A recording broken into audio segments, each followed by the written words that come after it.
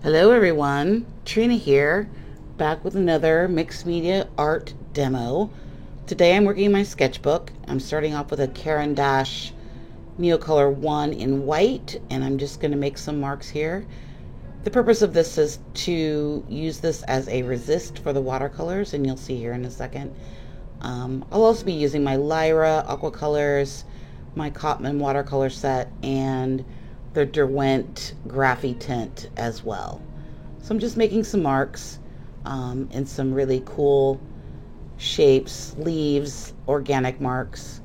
I'm going to go in with a green and just sort of make a wash over this landscape that I'm making, using a pretty big brush and not a lot of pigment. I want it to be more of a wash than a solid color, but I'm going to go back in later and add some more color.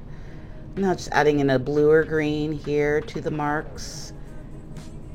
And you can see where I put the crayon down that it's made this resist and it's not adding paint there. So what that does is give you some really cool lines to work with. It's kind of hard to do because you kind of have to, it's hard to see white on white paper. So you kind of have to do it a little bit intuitively. Here I'm adding in some yellow ochre color, and now I'm going to go in with the blue of the sky and just create some watery blobs here to indicate the clouds. And again, this is all from my imagination. It's not a landscape that I painted, but it could be pretty much anywhere in Kansas right now. So now I'm going back in with the Lyra, and I like it when it's a little bit wet because these aqua colors blend really well when they're a little damp, and it gives you almost like a marker effect, so it's kind of cool. Just adding in some more texture, smoothing it out a bit with the brush.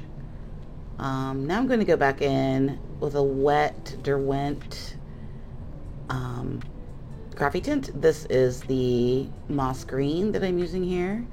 And these are really super fun because they give you, when wet, a really interesting line. So you can make fat lines, you can make skinny lines, but they work really well when they're wet. Going back in with a bit more green, adding in a little bit more of this vibrant yellow green, and a bit more pencil. I'm grabbing my green crayon here, my aqua color, and I'm going to add in a bit of this ochre color to kind of give it a little bit more contrast. A little bit too much, so I'm going to damp it off. And now I'm going back in with this green, limey green color. I'm making these bright blues and greens together. It adds like a really nice vibrant color, and I like the little bit of orange. So this is the black that I'm going in with, the Graphitint, adding some organic shapes and some more line work, give us a little bit more distinction. This is a rust color Graphitint. I want to add in a bit more of that orangey color to kind of warm it up and give a good contrast to the blue. This is a cool gray. I wasn't quite sure about this one.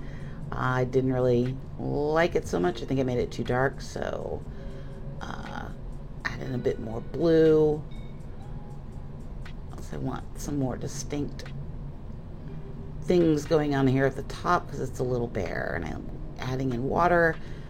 I'm really liking the washing effect.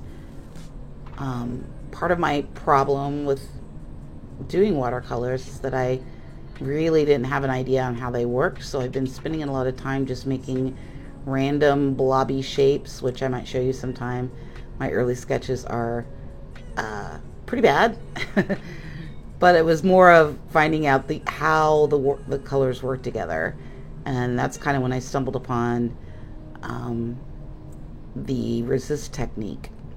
This is a really cool color called Aubergine, which is more of, oh, that was black. Um,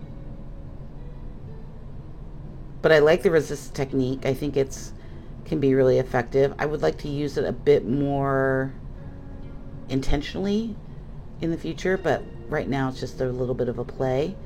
Now adding in a bit of this aubergine color from Graphitint. This is it's more of a purpley color, and I think that just gives a good contrast to the blues and the greens, and gives just a little hint of variety, and you can make it pretty dark. And then I'm going to go in with some water and smooth it out a little bit.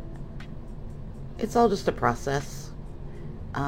So that's it for today. Make sure to like and subscribe, and hopefully I'll be making more videos on a regular, and I'll see you in the next one. I hope you all have an amazing day.